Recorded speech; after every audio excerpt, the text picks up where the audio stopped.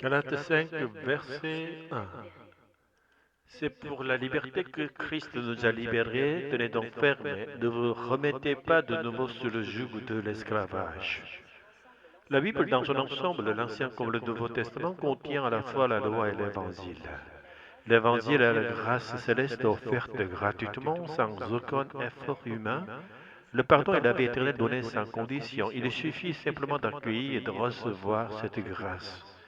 En revanche, la loi est une promesse conditionnelle. Dieu a établi une alliance selon laquelle l'obéissance à la loi apporte la bénédiction tandis que sa transgression entraîne la malédiction. Le peuple de l'Ancien Testament considérait la loi comme le canal de la bénédiction divine. Il cherchait à observer la loi par ses propres forces afin de recevoir les bénédictions du ciel. Mais il oublie que l'obéissance à la loi ne pouvait se faire que dans la présence de Dieu. En d'autres termes, la loi ne peut être accomplie que dans la grâce. Ils ont oublié que c'était en demeurant dans la grâce que l'on obéit naturellement à la loi et ont renversé l'ordre en croyant qu'en observant la loi, ils obtiendraient la grâce. Une telle conception est une erreur. Ainsi, la loi, au lieu d'être un don de bénédiction, est devenue un joug d'esclavage. La circoncision, par exemple, qui devait être un symbole du cœur tourné doucement vers Dieu, n'était plus qu'un signe physique extérieur, destiné à différencier une ethnie des autres, un symbole vidé de son sens. Or, un symbole sans signification n'est plus un vrai symbole. S'accrocher à un symbole mort, c'est de l'idolâtrie. Certains courants protestants, ayant retiré la croix de leurs églises, ont vu dans la vénération de la croix un fétichisme, une idolâtrie, surtout lorsque ceux qui l'honorent n'imitent pas vraiment l'esprit de sacrifice du Christ. C'est comparable à ce qu'ont fait les Israélites dans le désert. Après avoir délivré du venin des serpents grâce aux serpents d'airain suspendus au bois, ils en sont venus à adorer cet objet même. Or, ce serpent d'airain, ce serpent d'airain élevé dans le désert était un symbole prophétique du Christ crucifié. Il représentait le Dieu qui, en condamnant le péché dans la vie de son Fils unique, offrait le pardon et le salut à l'humanité pécheresse. Adorer ce serpent sans en comprendre le sens, c'est s'attacher à une image morte. La liberté que nous donne le Christ Jésus n'est pas seulement une libération de la loi, mais aussi une libération du péché. Être libre du péché ne signifie pas que nous pouvons pécher impunément, mais que nous devenons des êtres pour qui le péché n'a plus de place, des êtres rendus étrangers au péché. De même, les croyants du Nouveau Testament aiment et croient à l'Ancien Testament comme parole de Dieu, mais ils ne sont plus soumis à la loi qu'il contient. Dans les premiers temps de l'Église, les chrétiens d'origine juive occupaient une place prépondérante. Beaucoup d'entre eux croyaient qu'il fallait non seulement croire en Jésus, mais aussi observer la loi, y compris la circoncision. Pour être véritablement peuple de Dieu, pour eux, la foi en Jésus n'était qu'un point de départ, et la circoncision et l'obéissance à la loi en étaient l'aboutissement. L'apôtre Paul écrit la lettre aux Galates pour les éveiller de cette illusion. Ce n'est qu'en étant libéré de la loi qu'on accomplit le commandement de la loi. Aimer Dieu, aimer son prochain. C'est le joug que nous donne Jésus-Christ nous conduit à cette liberté, la liberté du péché. Il nous conduit à la vie éternelle sans péché. La liberté chrétienne, c'est le joug que nous partageons avec Jésus-Christ. Alléluia. Venez à moi, vous tous qui êtes fatigués et chargés, et je vous donnerai du repos. Prenez mon joug sur vous et recevez mes instructions, car je suis doux et humble de cœur, et vous trouverez du repos pour vos âmes, car mon joug est aisé et mon fardeau léger. Matthieu 11, 28 et 29.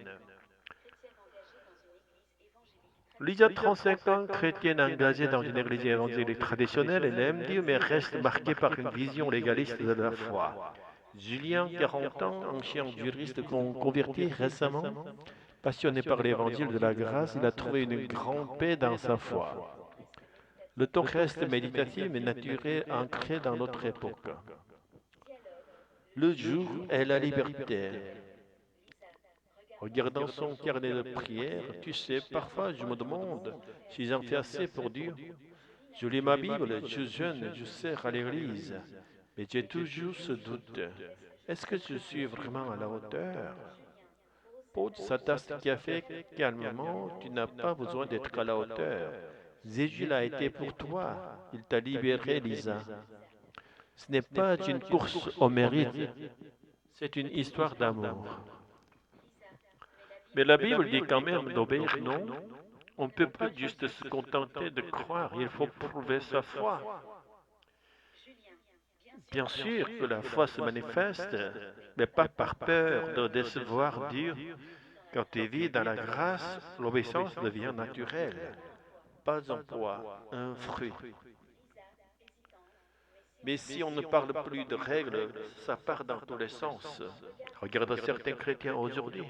Grâce, grâce. Mais ils vivent n'importe comment.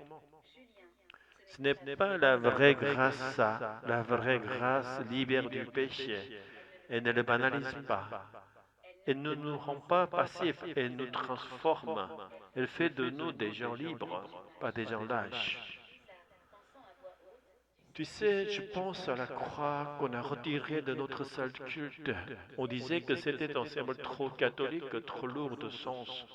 Mais peut-être qu'en enlevant le symbole, on a aussi perdu son sens. Oui, un symbole sans signification, c'est juste un objet. Le serpent d'airain dans le désert, c'était prophétique. Mais quand les gens l'ont adoré, c'est devenu une idole. Même un signe sacré peut devenir un piège s'il ne nous ramène pas à Jésus. Donc tu veux dire que même la loi à l'époque a été pervertie. Pas la loi elle-même, mais l'usage qu'on en a fait. Au lieu de vivre dans la présence de Dieu et d'en recevoir la force, les gens ont essayé d'accomplir la loi par leurs propres efforts. Ils ont inversé l'ordre, ils ont cherché la grâce en obéissant, au lieu d'obéir dans la grâce. Je crois que j'ai vécu comme ça moi aussi, à vouloir mériter ce que Dieu voulait simplement m'offrir. Alors écoute ce que Paul dit aux Galates. C'est pour la liberté que Christ nous a libérés, pas pour qu'on retourne sous un joug d'esclavage, mais pour qu'on marche avec lui, libre, aimé, renouvelé.